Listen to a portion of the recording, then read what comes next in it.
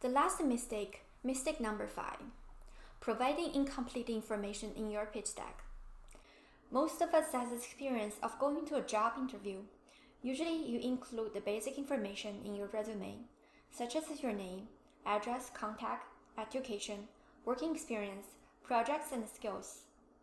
You're showing them why they need to pick you instead of other people to fill the position. Think about what would happen if you only show interviewers a portion of your resume when you're competing with somebody else with similar backgrounds. Whom are they going to pick for the second interview if they can only choose one person? Your pitch deck is a resume of your film. Any missing section might draw attention in a negative way. Assuming you only had one chance to talk to the investor, to show off your material, how would you want to present your data?